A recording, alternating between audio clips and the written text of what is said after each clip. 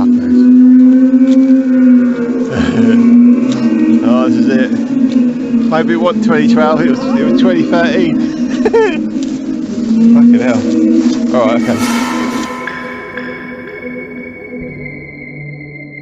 Para a maioria, acampar é uma fuga relaxante, mas para a criadora do canal Camper Vibe, tornou-se um teste de nervos. Ela não é uma novata deslumbrada. É uma campista solo veterana, habituada a dormir na escuridão total. Porém, o desafio aqui era passar 48 horas sozinha em Deering Woods, uma floresta com uma reputação tão sinistra que faz até os mais céticos pensarem duas vezes. Esta não é uma mata qualquer. Deering Woods fica nos arredores de Pluckley, um local que detém o recorde mundial do Guinness como o vilarejo mais assombrado da Inglaterra. A floresta carrega o apelido de Screaming Woods, ou Floresta dos Gritos. Dizem que os sons agudos ouvidos lá não são animais, mas ecos de tragédias antigas. O ambiente é úmido, frio e, pior do que lendas de fantasmas, o local possui um histórico real de desaparecimentos que a polícia nunca resolveu. Is it a bird or is it kids screaming? That's a bird. That's a gunshot. I don't know if you'll be able to hear a lot of this, it's pretty distant, but it sounds like kids screaming.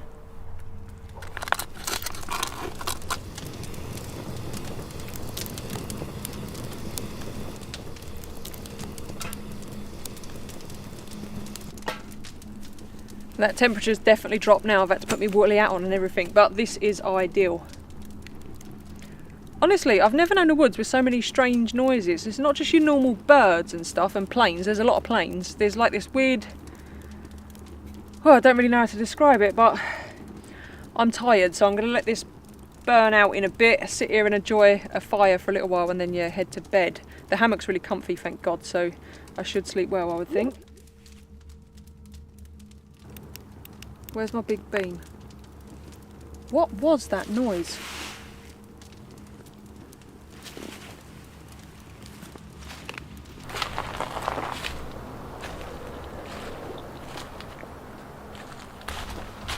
This is definitely odd.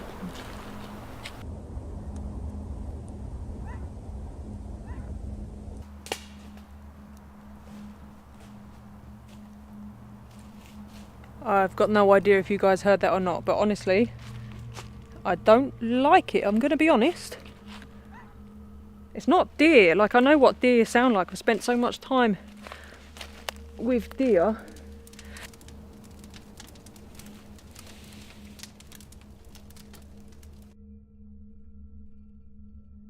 A tensão escala durante a madrugada. O que parecia ser o vento balançando as árvores se transforma em algo rítmico. Repare na reação dela. O medo é genuíno, sem atuação. Às 0:20 da manhã, ela ouve passos. Às 0:30, eles retornam. Não é o caminhar leve de uma raposa ou errático de um cervo. É o som pesado e cadenciado de algo bípede rondando o acampamento. E o detalhe que gela o sangue. Ela percebe, tarde demais, que esqueceu seu machado do lado de fora. Se há alguém rondando, ela acabou de armar o intruso.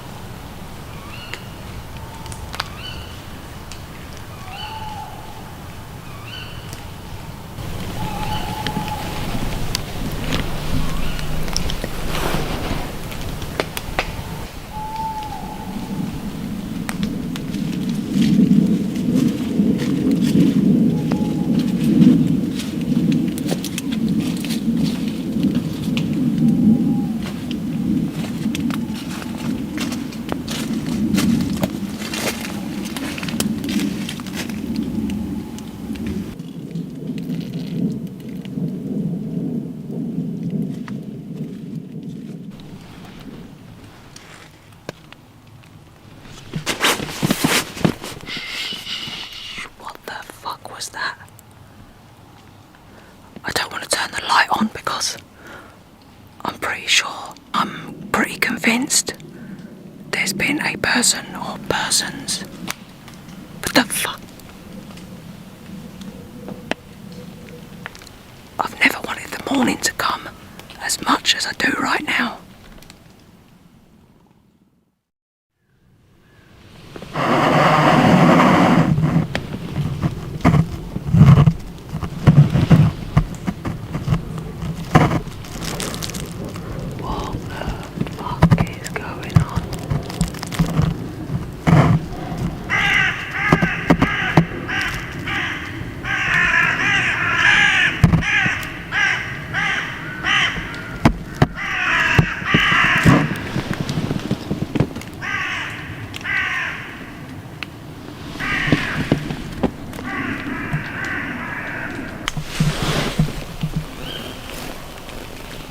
That's just the owls.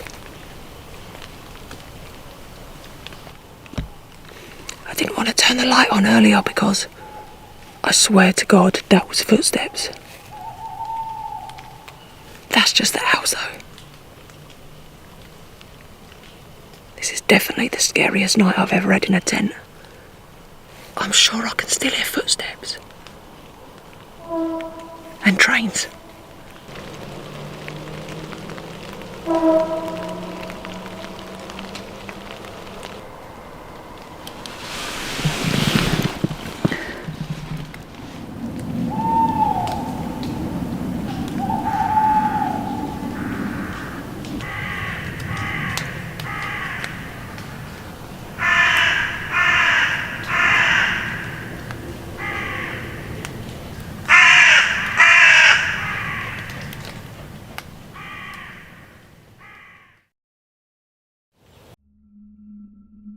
O pânico absoluto se instala quando os passos chegam perigosamente perto e ela decide não ligar a lanterna para não revelar sua posição exata. Ouça o padrão. Isso é alguém ou algo circulando deliberadamente o perímetro da barraca. Ela congela. O instinto grita para ficar imóvel, enquanto a curiosidade de saber o que está a centímetros de distância se torna uma tortura psicológica.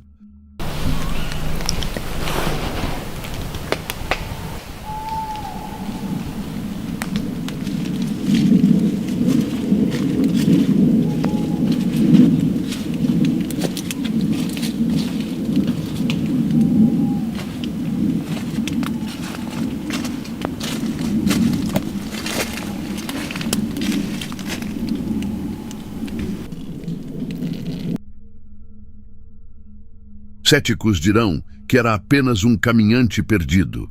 Mas quem caminha perdido em uma floresta densa às 3h20 da manhã, sem lanterna e em silêncio absoluto? Além disso, ela relata que a floresta, geralmente barulhenta, ficou mortalmente silenciosa antes dos passos começarem.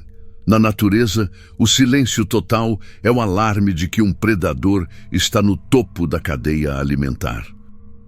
Fica a questão para você dormir pensando hoje.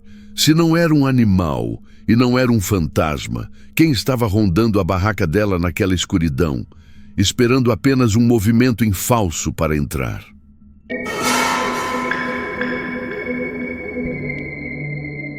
Este registro nos leva de volta a 2013, uma época marcada por relatos globais de fenômenos auditivos inexplicáveis. O vídeo foi capturado pelo canal Mir Hutch 17, que não é uma equipe de investigação paranormal, mas sim duas pessoas comuns que se viram isoladas em uma situação extraordinária. Eles estavam em uma área remota, longe de estradas ou cidades, buscando apenas o silêncio da natureza. O que encontraram, no entanto, foi um ruído capaz de fazer qualquer um questionar a própria sanidade. A atmosfera do vídeo é de vulnerabilidade total. O vídeo revela apenas árvores e o vazio ao redor. O isolamento, que deveria trazer paz, torna-se subitamente opressor. Eles comentam que estão no meio do nada, o que torna o som que rompe o silêncio ainda mais impossível. Não há fábricas, não há trens, apenas a floresta fria e um barulho que parece vir de todas as direções ao mesmo tempo. Die anyway. I don't want to be out here like that. So there it is again, do you hear that? I really don't like it. I'm going back. Oh, don't go just yet.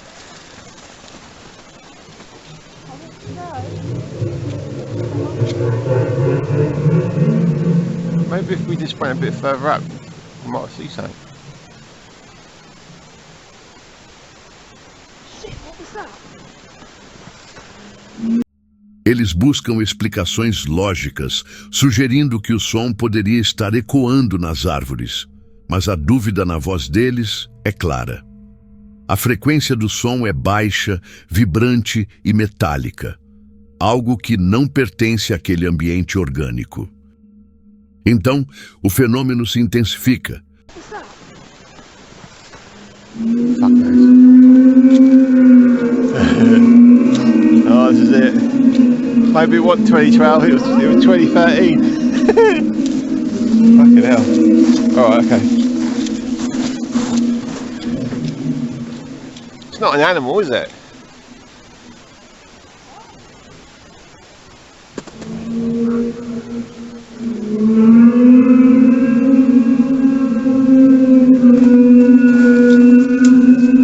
Hang on. Oh yeah, that was loud. Alright. Hang on, I've got to turn this off. Fuck, I don't like this. Esse não é o som de um predador natural. Não é o uivo de um lobo ou o rugido de um urso. É um som mecânico, quase como uma trombeta ou uma máquina gigantesca operando no céu. O desespero na voz deles ao afirmar "isso não é um animal" é o reconhecimento instantâneo de que estão diante de algo que foge à compreensão biológica. Alguns dirão que poderia ser maquinário pesado à distância ou o vento em uma estrutura metálica, mas lembre-se, eles estão quilômetros longe da civilização. O som é alto demais, limpo demais e parece vir de cima, não do chão. Considerando que relatos similares ocorreram em diversas partes do mundo naquele mesmo ano, a dúvida permanece. Seria um teste militar secreto, um fenômeno atmosférico raro ou, como muitos temem, um sinal de algo muito maior se aproximando?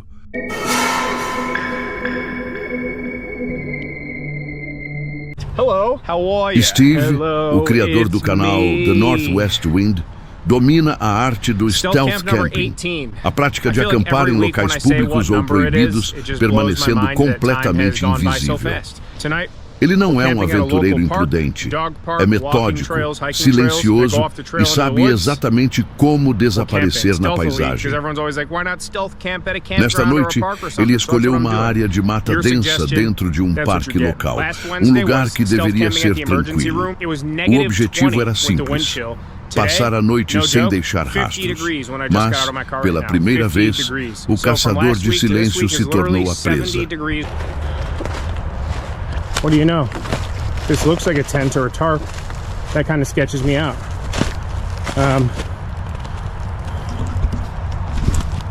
So that's the remains of a tent and a tarp. That means somebody's camped back here before. Now, it could have just been some young punks smoking dope. Or it could have been like an Asian Tony type character, maybe Asian Tony himself. That kind of sketches me out. I don't like the vibe I got seeing that. That gives me a weird vibe. Super weird vibe.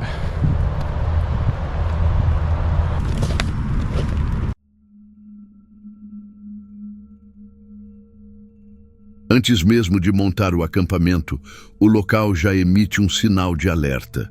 Steve encontra os restos abandonados de uma barraca antiga, rasgada e deixada para trás, sugerindo que aquele território já tem donos. A noite cai, trazendo uma neblina espessa que isola o acampamento do resto do mundo. Ele relata repetidamente uma sensação física de estar sendo observado. aquele arrepio na nuca que é o instinto primitivo avisando que há olhos fixos em você na escuridão. I've been sitting on my Peli case. This was while I was eating, just finishing up eating. I don't know why, I'm just spooked. I haven't been saying that, but I've been spooked since I got here. I keep feeling like somebody's watching me. And then seeing that person. I know it's a public park, but still.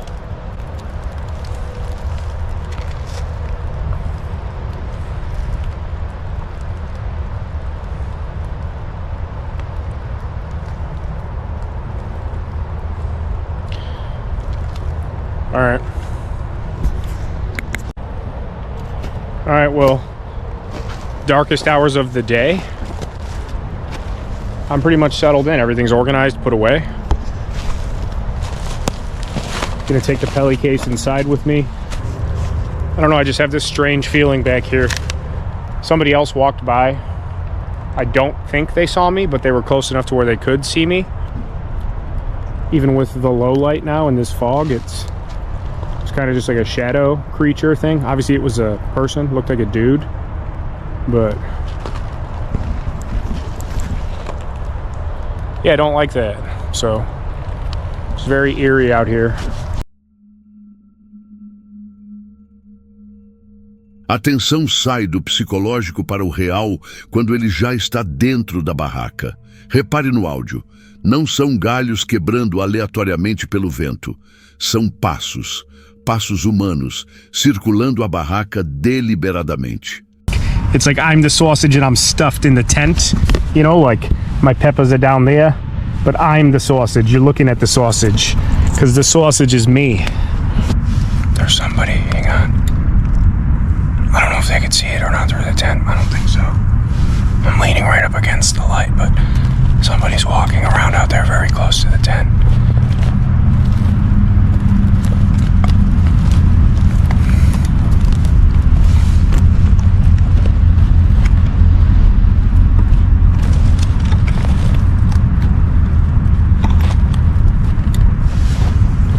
Somebody's out there. I don't know if they're coming this way or just walking around out there. I can't tell. Somebody's definitely walking around out there, though. Hang on. I don't want to leave the light on in case they could see in here. I think the fly is thick enough that they can't see the light, but still, I'm leaning right up against the lantern, so you can only just barely see my face.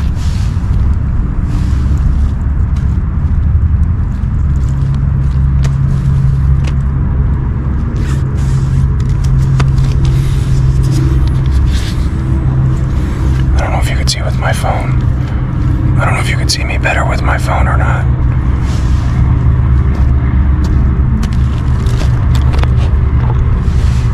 Somebody's walking around out there. They're getting closer too.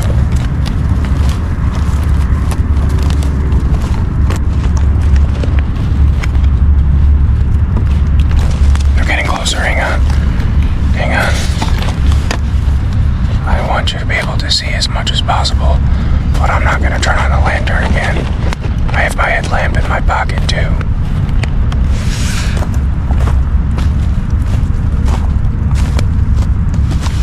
They're really close now. They're like, listen.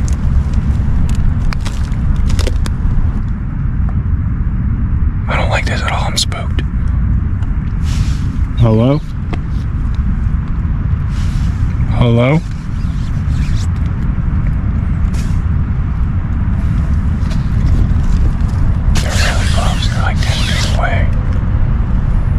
I think there's two people, I can't tell. I can barely hear them talking, they're whispering. I think there's two people. Hello?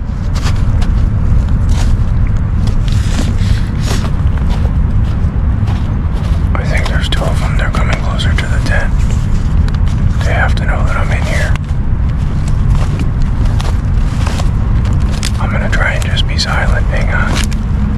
They're walking around outside in circles.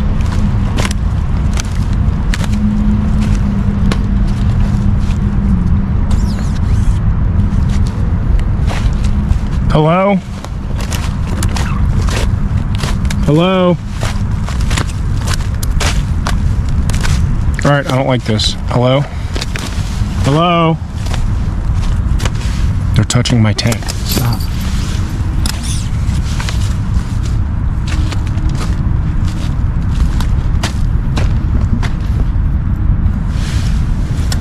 They're right outside the tent.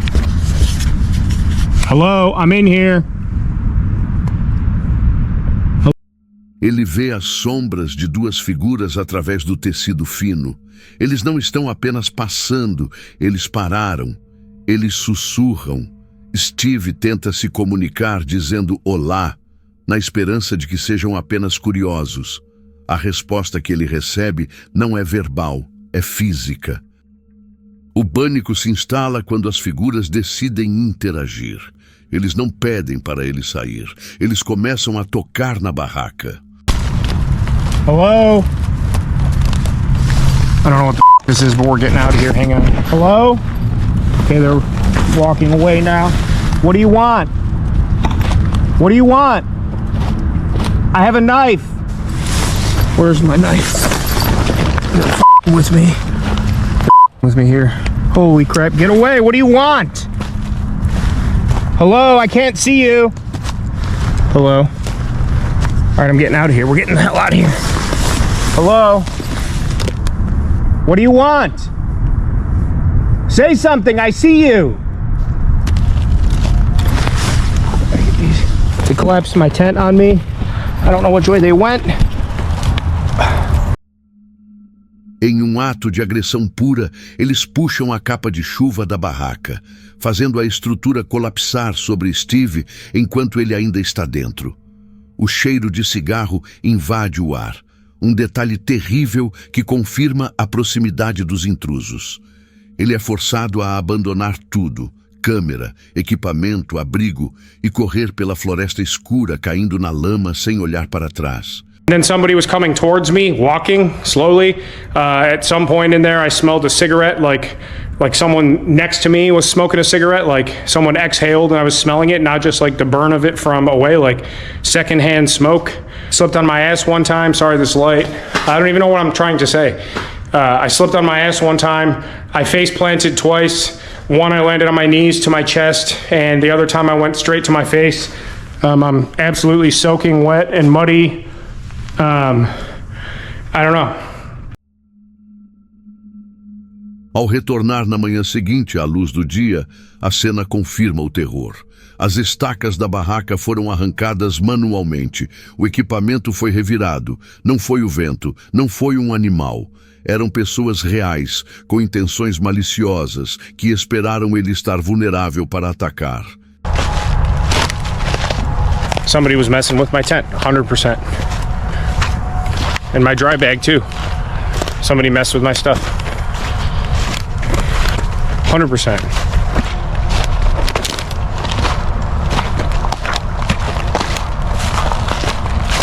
Yeah.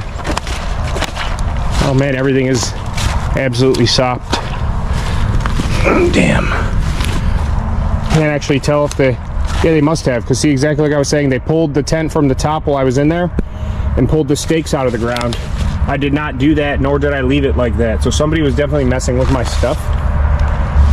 It's really creepy. Really creepy. Like I said it last night. And when I got out of the tent, the fly was half off, but only just barely over this way. This was folded over more. Yeah. So now everything, some stuff, it's not wet in here. Yeah, it did get a little wet in here. Looks like they opened this up. So there was nothing of real value in there because I had it nice and folded and sitting like, I guess I could show you. I had it all folded up down like 4 or 5 times and it was tucked up against this. Everything is soaked, absolutely soaked, which is kind of a menace. E a pergunta que fica é a mais perturbadora de todas. Eles derrubaram a barraca apenas para assustá-lo e fazê-lo fugir? Ou eles queriam prendê-lo lá dentro embrulhado na lona para fazer algo muito pior?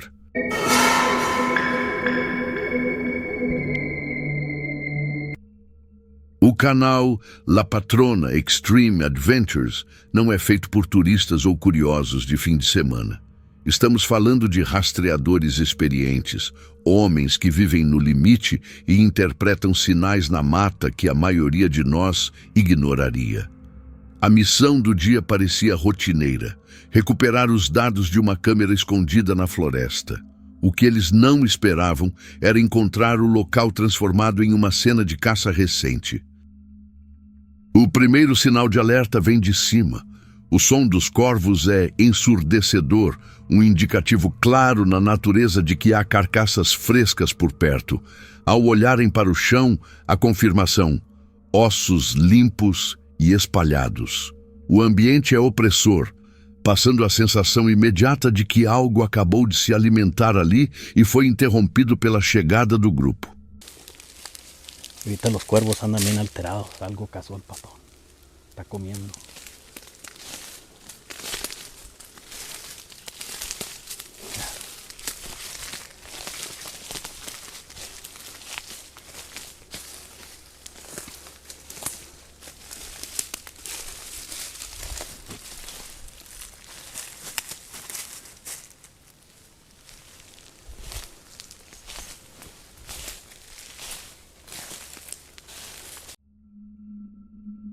Observe a terra revirada perto da câmera.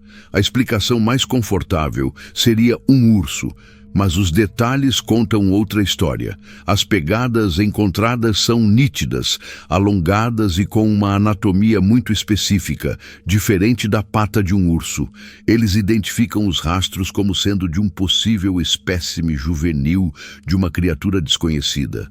A tensão aumenta instantaneamente, pois rastros pequenos significam que a proteção materna está por perto.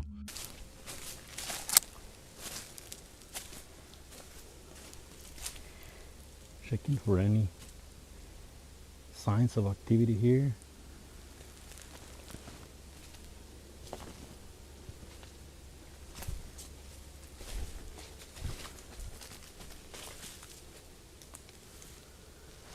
Something was digging right there.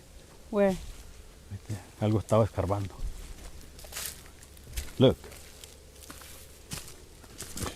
You got tracks over here. Huellas. Maybe a bear. This time of the year, the bears are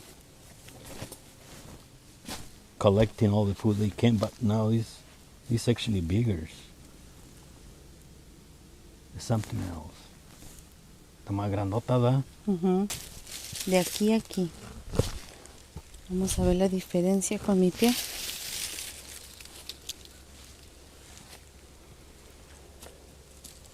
Y está wide.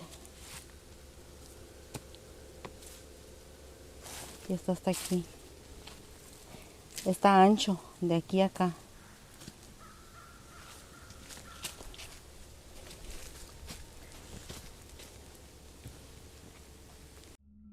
Mas a prova definitiva não veio pelos rastros no chão, e sim pelo que a câmera de trilha registrou.